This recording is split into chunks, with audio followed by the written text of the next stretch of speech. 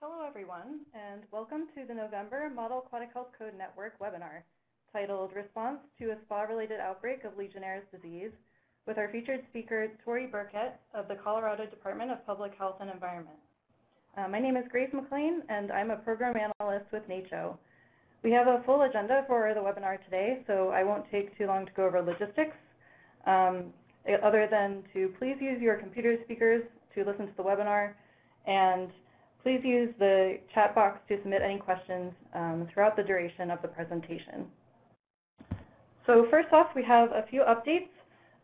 First of all, we'll hear from Doug Sackett, the Executive Director of the Council of the Model Aquatic Health Code, followed by some announcements from Jason Kuntz of Centers for Disease Control and Prevention. So go ahead, Doug. Thanks, Grace. Welcome, everybody. I've got a few updates from the CMAC. I won't take too much time because of our full agenda. I want to cover the new CMAC certification program, a chlorine safety video that's now available, change request submission comment process, and CMAC membership. One thing that hopefully is of great interest to most folks is CMAC now has a certification program where we will be certifying services or products that comply with the Model Aquatic Health Code. So if there's something in the MAC such as, say, lifeguard training, operator training, other products or services, then we have an application process and we'll review it for conformance with the MAC criteria. And if it is found to be compliant, then we are in a position to issue a CMAC certification logo, and we will be maintaining a list of certified programs or products on our CMAC website. So if the local health department wants to see, okay, what operator training program has been evaluated for conformance to the MAC, go to our website, and that will be available. We've certified our first product, which is Councilman Hunsaker's Facility Manager web-based application, and we've got several others that are waiting. We'll probably be starting this next month to be looking at some of the operator training, lifeguard training, and some other web-based apps. So that's, I think, pretty exciting news. Also, some important item is we've all heard of chemical chlorine gas-related incidents from chlorine and acid being fed in the pool environment. And the American Chemistry Council wants to do something proactively on this, so they convened a work group and developed a training video, and we participated in development of that training video to help prevent these unintended releases of chlorine gas. So this video is available, preventing unintended chemical injection. Here's the web address for that, and I'd really encourage folks to go to that link and look that over. It's a 9-minute video, and it is free, and so encourage use by the health department, and feel free to share that and distribute the link to others in our efforts to help prevent these types of incidents. Also, just wanted to let you know that our change request submission and comment process is now open for the next cycle of the MAC update. So you can see there's a link for our site on our website for entering change requests. And I also want to remind folks that all memberships, previous memberships, expired at the close of the last conference cycle, so that was November of 2017. So you need to renew your membership for the next 3-year conference cycle in order to participate in submitting comments and participate in the process. And we really need your membership, and hope that you would sign up and renew soon. For those that have been previous members and for those that haven't yet, encourage you to join. There is a scale of, it escalates in price as time goes on, so if you sign up before the January time frame, there is a reduction in price for you, and you'll see that on our website. And just a reminder that the 2018 edition of the MAC was released in July of 2018, so it's available, and there's our contact information for either CDC MAC or the CMAC website, and contact information should you need to get in touch with me. And Grace, I'll turn it back over to you. Thanks, Doug. Next, we'll have a few updates from Jason Kuntz. Hi, thanks, Grace.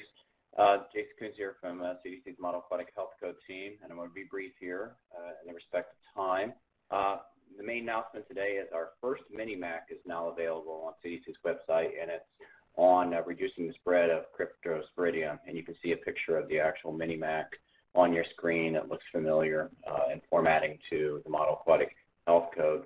It's also available and downloadable in PDFs. So what is the Mini-MAC?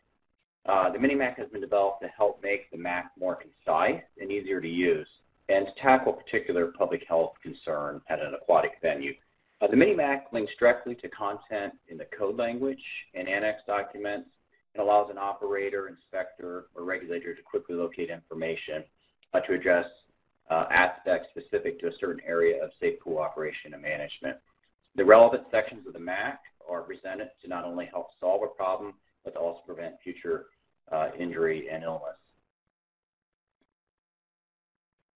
So Mini-MAC intended uses. So it's both reactive and proactive. So from the reactive aspect, you can respond to an existing problem. It could be a just-in-time solution to an outbreak, injury, or drowning investigation, or to adjust the current code. And proactive, it can be to prevent potential problems. And oftentimes a shorter document, when it's presented to decision makers or legislators, could be easier received and not as intimidating. For example, it could be used to also fill gaps in the current code. You can find the Mini-MAC located here on this link. There is a code and annex Mini-MAC associated with cryptosporidium, and others are also currently in the pipeline right now. We're currently working on a hygiene-related one to be followed by a chemical gassing one, as Doug indicated, how important that is with that video the American Chemistry Council released. Thanks. That's all I have, Grace. Okay, thanks so much, Jason. So without further ado, I'd like to welcome our featured presenter, Tori Burkett. Tori completed her MS in Environmental Health with a specialization in Epidemiology at Colorado State University. There, her thesis included a longitudinal analysis of E. coli 0157H7 shedding patterns in dairy cattle in northern Colorado. Tori is currently pursuing a PhD in environmental health with a specialization in epidemiology at Colorado State University, and her research papers include topics related to E. coli and Legionella. Since January 2017, she served as the waterborne disease epidemiologist with the Colorado Department of Public Health and Environment. At CDPHE, she coordinates surveillance, prevention, and response for cases of Legionella, Vibrio, Cyclospora, Cryptosporidium, and Giardia, as well as providing training and outreach for local public health, environmental health, and community partners. Thank you for being here today, Tori. Cool. Thanks so much for having me. Looking forward to it. So today I'm going to talk about an outbreak of Legionnaires disease that our department investigated about a year and a half ago in a hotel hot tub. I've included here my contact info, so if anybody has any follow-up questions, feel free to reach out, and I'd be glad to chat about it. So the agenda, so first I wanted to just briefly talk about pool regulations and inspections in Colorado and how they work to give an idea of leading into this situation, and then I'm going to go into the outbreak itself and then open it up for questions at the end. And, usually this slide goes at the end, but I really wanted to put this first because this investigation was a huge collaboration between a lot of different departments. So I just wanted to say thank you to all of my partners that helped, specifically Mitch Brown from Jeffco, as well as a lot of my other partners here, other states and CDC specifically. All right, so going into recreational water inspections in Colorado. So our state code in Colorado here is pretty sad. It's relatively old, and there's not a lot of enforcement. So one of the problems that we have here is a lot of public health agencies in Colorado don't have environmental health programs, or they may not perform routine pool inspections because of staff capability or funding. A lot of the counties that do perform them are in the Denver metro area where a lot of our population is. But when you start getting out into the more rural areas of the state, a lot of those departments do not perform routine pool inspections. In our state code, facilities are characterized as either private, which means they're not subject to inspection unless there is some sort of investigation, semi-public, which would be considered something like a hotel, or public pools. And then semi-public and public pools are subject to state regulations and can be inspected routinely.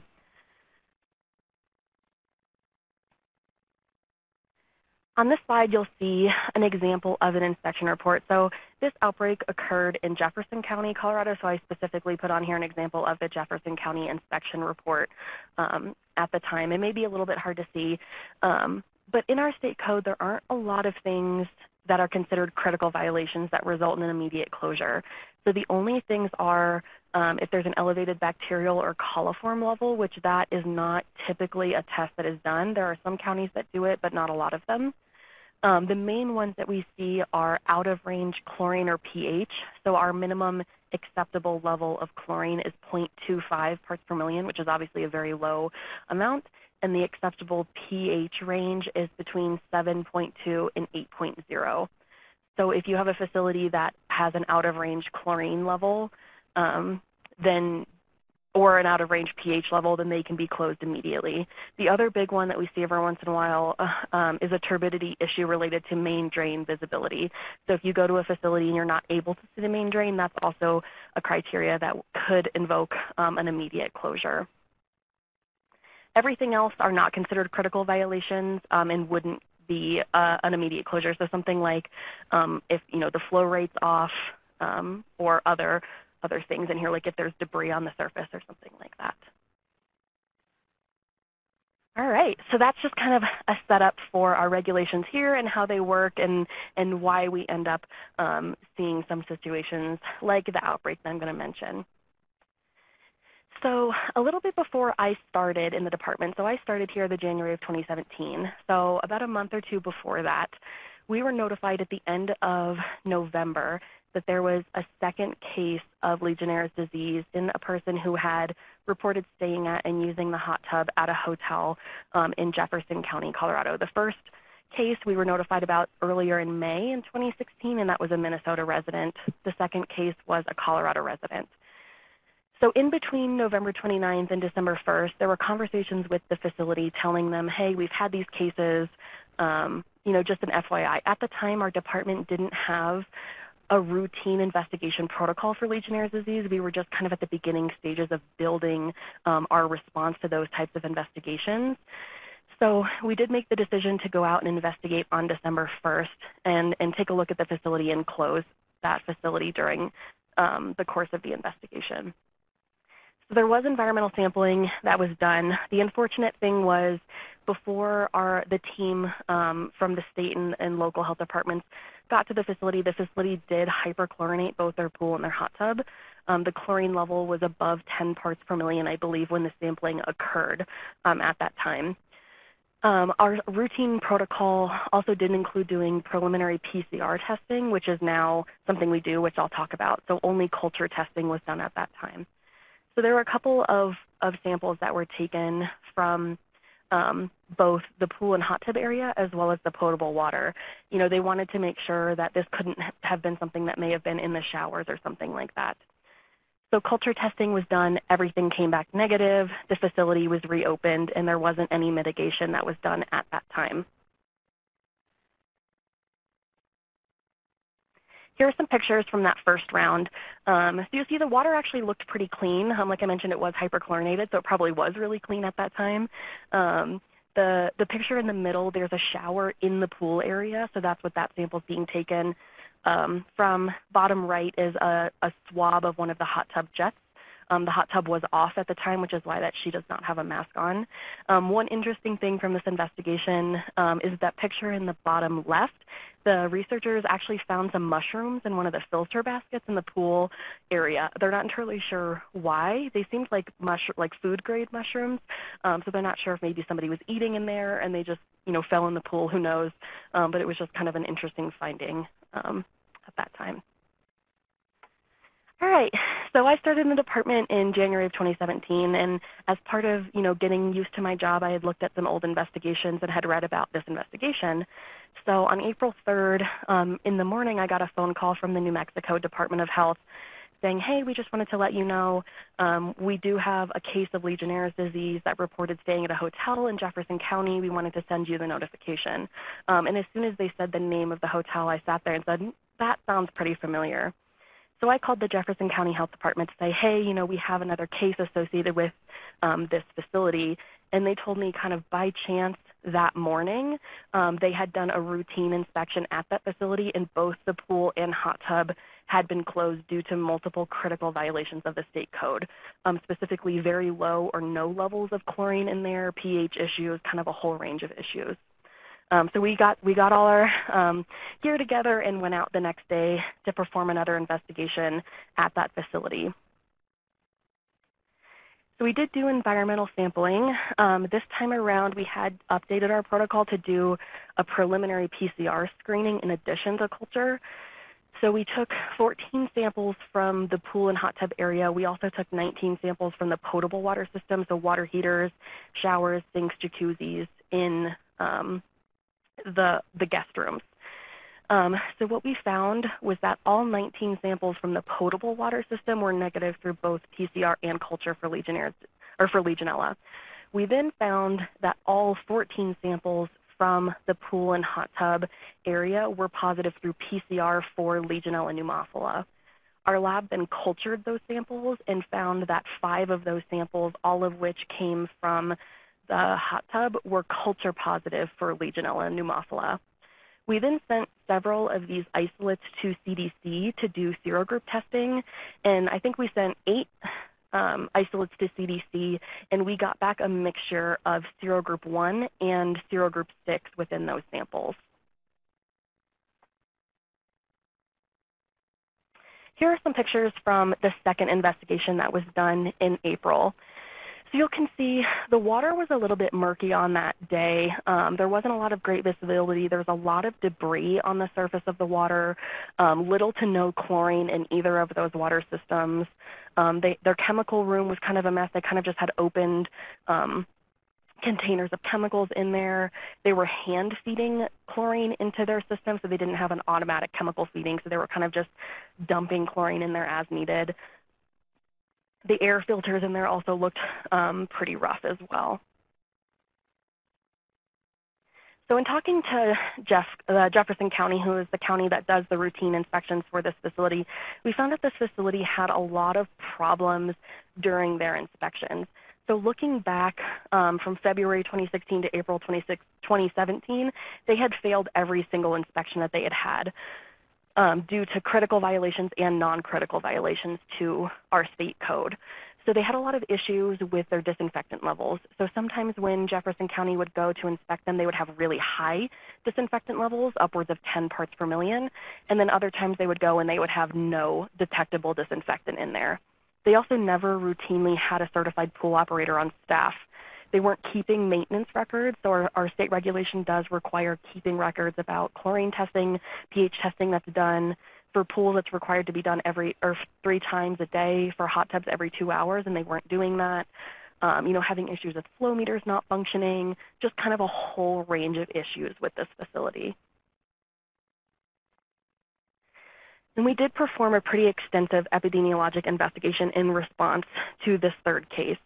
We released a report through the EpiX, so the Epidemic Information Exchange through CDC, to let other states know about this investigation so that if they received any cases that reported travel to this area, they would be able to let us know pretty quickly. We also did a guest notification, so we received contact information for 177 guests that had recently stayed at the hotel in the month prior to our investigation. We did a month because we were hoping to be able to reach people that may currently be ill or may become ill or had recently been ill.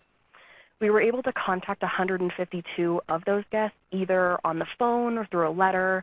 Some people gave us email addresses.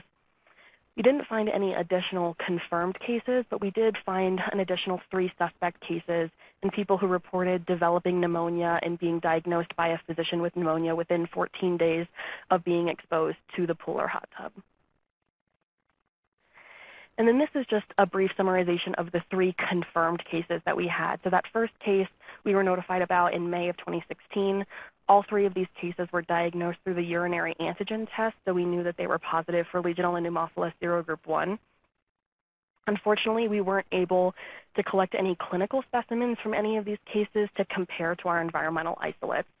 But we did find that all of these cases reported using the hot tub. They used the room showers. All of them were hospitalized. All of these cases did survive. So the facility was required to do a really extensive remediation of their pool and hot tub systems. So they were required to drain the hot tub. They also drained their pool. They had to go through and scrub all the surfaces. We followed the CDC recommendations for mitigating a hot tub, specifically for Legionella, and these are those recommendations. So draining everything, scrubbing everything with a bleach disinfectant. They had to replace the sand filter media. They had sand filters for both their hot tub and pool. They had to fix all their equipment, so fix those broken flow meters, and then they refilled the water, hyperchlorinated it, and then they also had to disinfect their air filters. So here are some post-mitigation pictures. It did take a really long time for this facility to do the mitigation. So they were closed, the pool and hot tub were closed for 3 months, from April until the beginning of July, to comply and get everything done and be re-inspected and retested. And overall, the water ended up looking pretty good when we went back there to re-inspect. So because this facility had a history of noncompliance and had a previous investigation, we did implement a 6-month retesting schedule. So they were required to test their water every 2 weeks for 3 months and then sample and test once a month for 3 months. The conditions for reopening, so they had to complete the mitigation and we had to get verification of that completion. And then they had to pass an inspection and have samples taken, and they had to be negative. So when we went back to that facility to do the initial opening after they had completed the mitigation, they actually failed that inspection. There was a minimal amount of chlorine, I believe, in the hot tub. So they did have to go through and fix that before they could be reopened. And then we told them that the conditions for closure during this 6-month time frame was if they had any positive Legionella culture results from that testing schedule, or if they failed an inspection. So like I mentioned, they failed that initial inspection when they were trying to reopen, and they also failed another inspection at the end of July, so only a couple of weeks after they ended up opening. There was also a time period during that 6-month retesting schedule where there were culture positive samples that were found in the hot tub. So the facility was required to do a repeat mitigation and resampling before they could reopen. So they were closed again for several weeks due to that situation. There were a lot of challenges with this investigation. We had a lot of communication problems with the facility. At first, when we started the investigation, we really had to tell them, this investigation was in response to confirmed illness, not just complaints. They had received complaints from people, so they thought, that's why we were there. So we really had to explain that's not why we were there. We had to reiterate several times the overall process and requirements, so the mitigation procedures, going through all of those steps. They were required to hire an environmental mitigation company that went through and did the mitigation, and that company that they hired ended up firing them after they completed the mitigation because the hotel was so difficult to work with. There was also a lot of disagreement about the investigation methods, so the hotel was not, they weren't very forthcoming with giving us guest information. We ended up having to go through their national headquarters to get that information from them. They also disagreed heavily with the messaging that we put out to guests, and that they wanted to be the ones that sent the message to guests, not us. We also had to do a lot of information about Legionella and the public health impact, talk to them about why they needed to have a certified pool operator on staff, which we did end up making a requirement for them to reopen. They were required to get a CPO on staff, and then talking to them about their inspection history considerations and how they can improve and how they need to be consistent. Another challenge this facility is kind of ongoing is, I've talked to Jefferson County, who does do the routine inspections, and this year as of about a month or two ago, they had been inspected twice this year, and they had failed both of those inspections because there was no chlorine in their hot tub. So this facility continues to be a problem to work with and could be a public health risk. So in conclusion, so all 3 of these cases reported exposure to the hot tub, and we found live Legionella pneumophila in that hot tub. So we think there's a strong evidence of association between these cases and this facility. We found that this investigation involved a lot of collaboration. So all 3 of these confirmed cases lived in different states. One case was from Minnesota, one case was from Colorado, one case was from New Mexico. So it took a lot of collaboration to get thorough interviews with all of those cases so we could have all the information we needed. A lot of collaboration with our own state, so with the state health department and then the health department where the facility is located and the health department where the Colorado case resided, as well as working with CDC with consultation for the investigation methods and doing some additional lab tests. And kind of the main conclusion we have is this is just kind of a really good highlight for showing how the regulations in Colorado are a problem. There's no incentive for adherence. You know, the only thing that can really happen to these facilities if they have something like no chlorine is they're temporarily closed, they dump some chlorine in there, and then they're reopened when they come back into compliance. But there's no incentive for them to maintain adherence. We have a lot of facilities who aren't even being inspected due to limitations with staff and funding. So we know we have a lot of facilities throughout our state who are probably not adhering to our state code that we don't know about. So there's been a lot of work in our state to try to adopt the Model Aquatic Health Code as our state code to make these types of improvements and try to increase adherence to our state code and increase public health awareness and reduce public health risk. So that's the end of my presentation. So I see that there's some questions in the sidebar, so I can go through and try to answer some of these ones. So one of the first questions is what's considered a private pool. So private pools are if somebody has a pool like in their own backyard. Some of the private pools are in things like condo associations where you have to pay a fee to have access to that pool as part of where you live. There's some other complications with exactly how those work, but those are the main ones that we see. And then I see a comment saying those 2 cases are pretty far apart, the first 2 cases. So typically the protocol that we have in Colorado is 2 or more cases. If this is just not considering healthcare, that's a whole different situation here. But so we consider 2 or more cases within 1 year associated with the same facility because we know that a lot of people who are exposed to Legionella aren't going to get sick. It typically takes a specific person, so somebody who may be over the age of 60, somebody who's immunocompromised. So we have a pretty long time period that we look at. Let's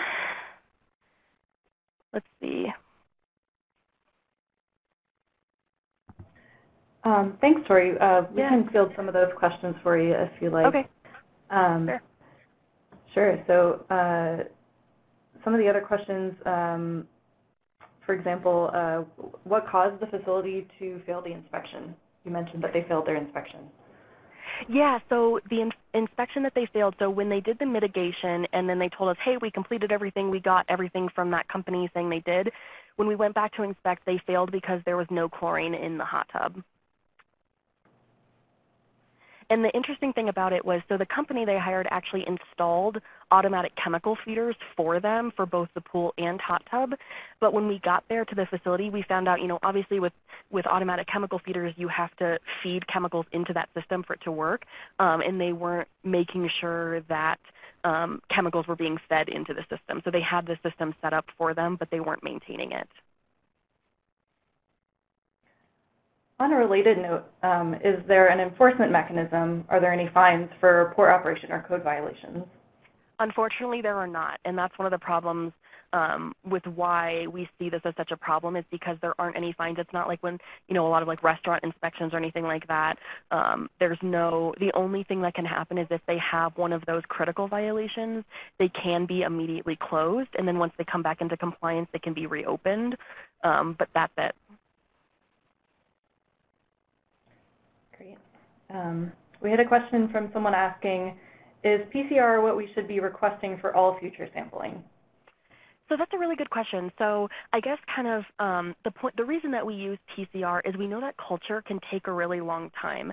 Typically we hear it takes 10 days for us to verify that it's negative.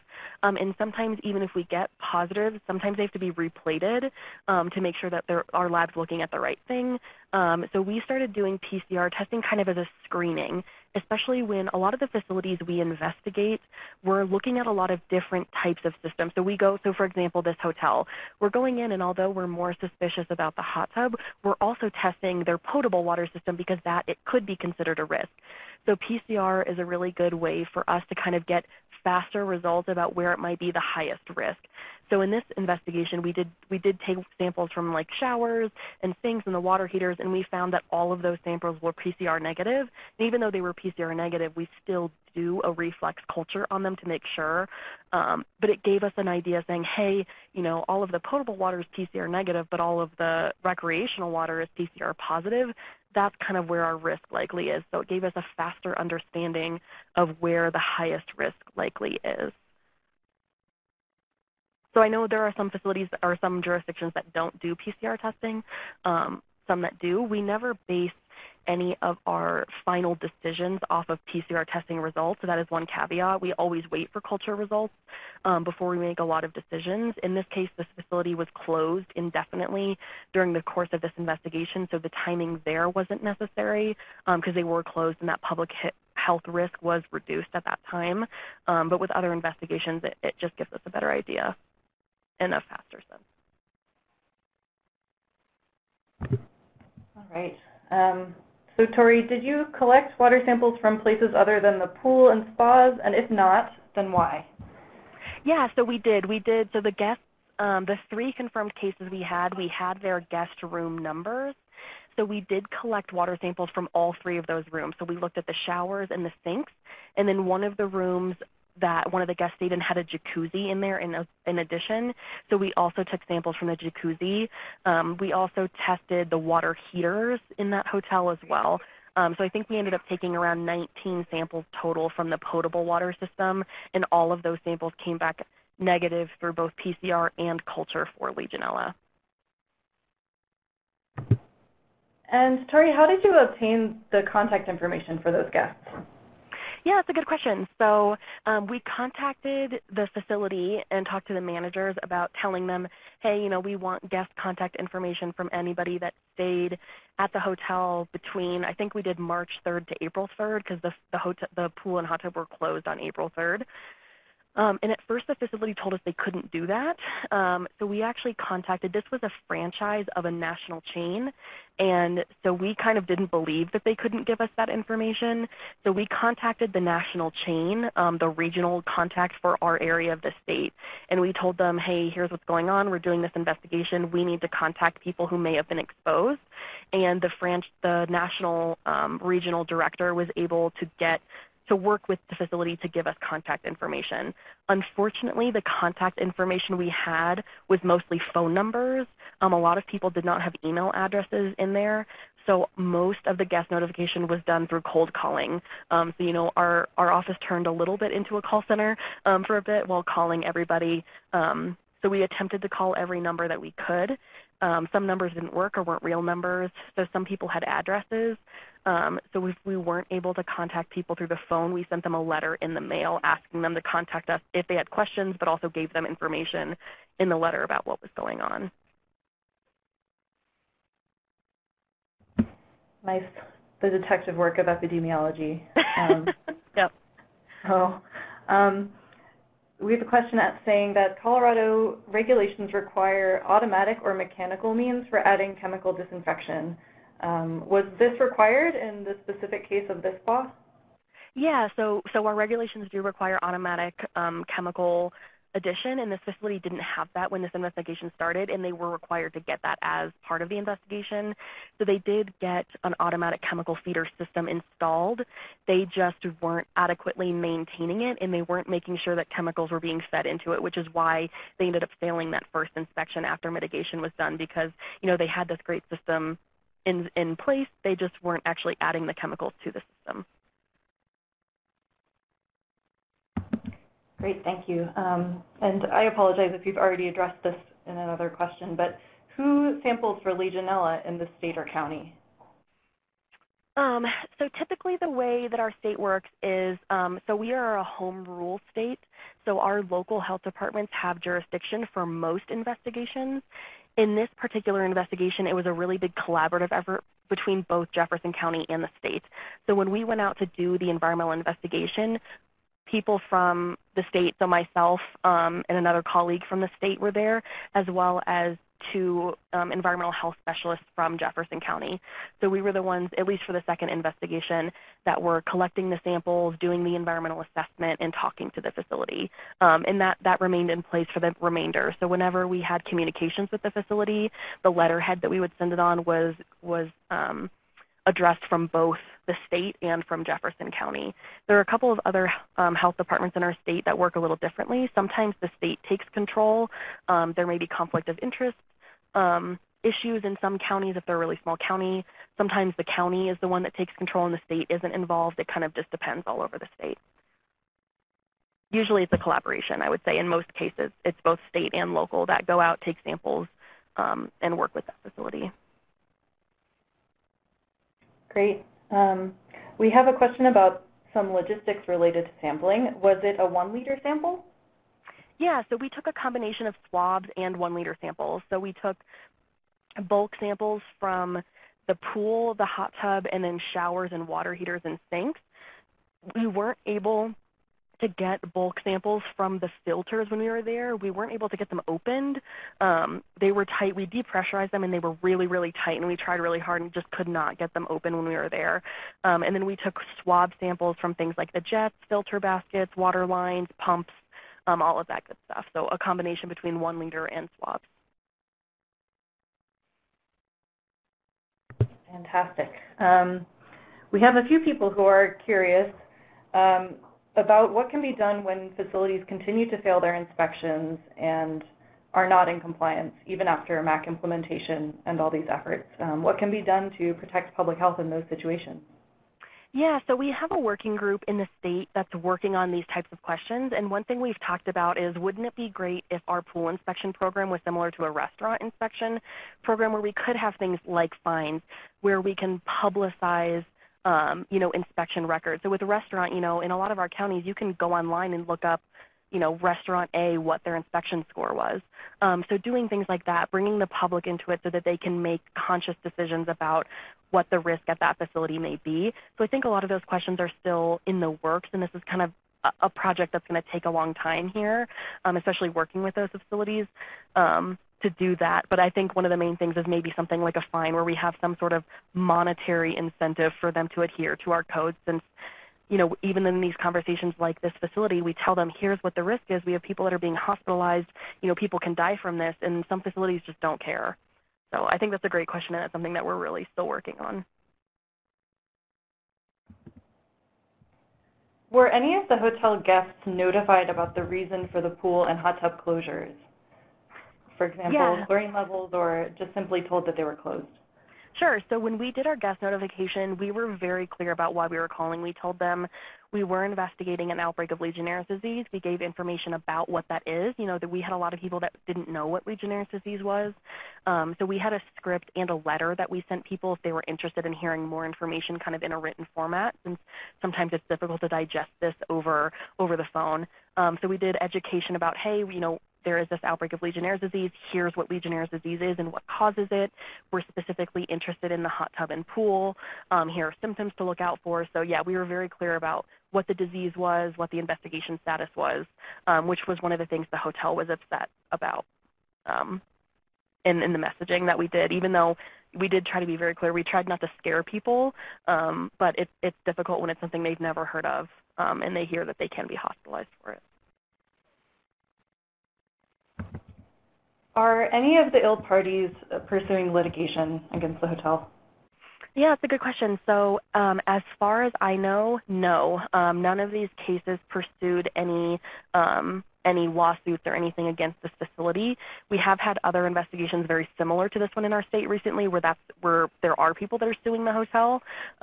So in this specific instance, that doesn't seem to have happened, but in other investigations we've done recently, people have gone through litigation as a result of the investigation. Okay.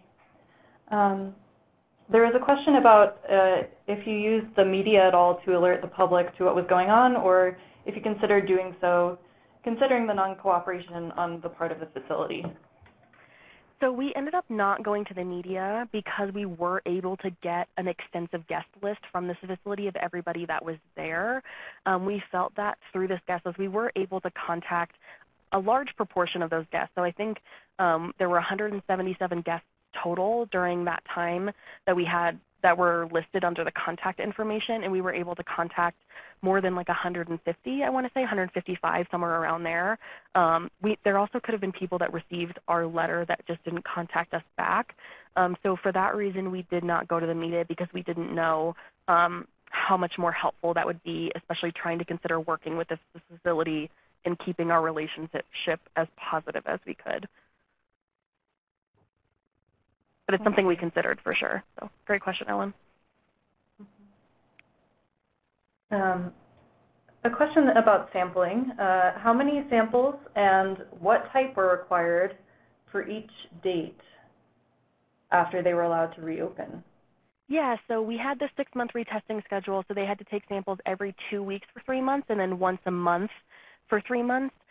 We gave them a set, so they had to hire a company to take those samples, so they weren't the ones doing it. So we worked with that company, and I think we picked a representation of samples from the pool and hot tub system. So every time they were sampled, they were required to test the hot tub filter, the pool filter. They had to swab, I think, 2 hot tub jets, take a bulk sample from the pool and the hot tub, and then maybe take a swab, I think, from like the pool water line or filter baskets. It ended up being, I think, around 7 or 8 samples per time. And we really tried to work with them to take the number of samples we thought would be an adequate representation of those 2 systems, as well as taking into consideration that testing for Legionella is very expensive, and we didn't want to cause undue burden on the facility, so more than what we thought was necessary. And it was the same samples that were taken every time so that we would be able to compare them to each other. Okay, fantastic. We have a question about maybe if there's a reason that you didn't include guests that stayed around the time of the first and second cases.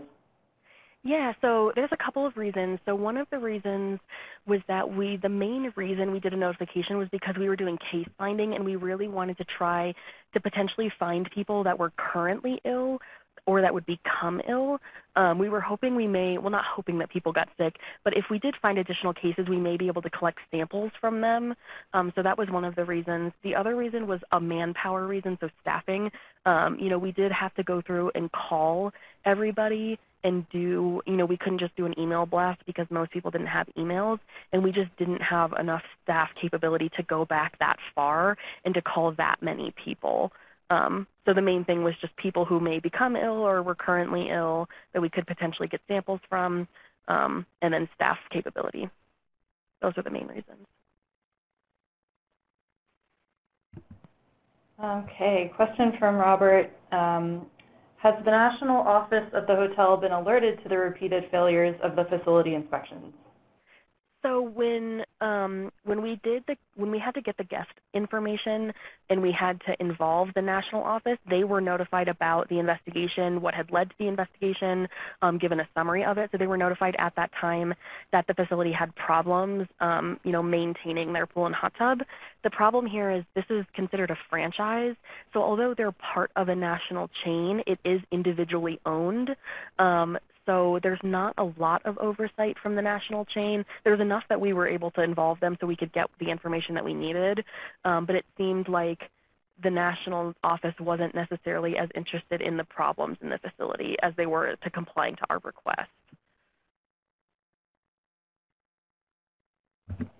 Okay, we have another question about whether a positive sample would restart the post-mitigation sampling timeline. Yep, yeah, so that was something we required. So if we had any positive samples, it would restart the post-mitigation sampling, and they did fail about halfway through the 6-month time frame. They did fail. So we had, I think, so they were required to have 7 samples from the pool and hot tub area, and 2 samples from the hot tub came back culture positive for Legionella pneumophila. So they did have to go through and do a repeat mitigation, and they had to do resample before they could reopen and pass an inspection, and that restarted that timeline. So then they were required to keep going and do more samples, so every 2 weeks for 3 months, once a month for 3 months. So this was a very long investigation. We have a question about if there's any level of free chlorine that can prevent or kill Legionella in the water. That's a good question, and I'm going to have to admit that I do not know. And I know Jason's on the line, and he may be able to answer questions. So, Jason, I'm not sure if you have a better idea of a specific level, but I'm not entirely sure. Yeah, that's a really good question, too. And there's, this is Jason here. There are some bench chemistry experiments that exist, a couple decades ago. And this would normally be a question for our lab at CDC, so I'll answer what I can. It depends on what state the Legionella is in. If it's free floating, or if it's contained within its amoeba, or a protozoa, that will dictate the contact time associated with it. But Legionella generally is chlorine sensitive, and chlorine will kill Legionella pretty readily. The problem with the hot tub is it's the biofilm in the hot tub where Legionella can grow, or a poorly maintained filter that represents an area where Legionella can survive, from chlorine, etc. And then when you get those wild swings in chlorine, from high to low, then Legionella can propagate and grow. So it's really about maintaining disinfectant levels in a pool or spa, and then following filter replacement instructions and backwashing, and keeping the biofilm at bay due to routine scrubbing. Cool. Thanks, Jason. Okay, fantastic. Thank you, Tori, so much for answering all the amazing questions that we received from our audience. A big thank you to the audience for all the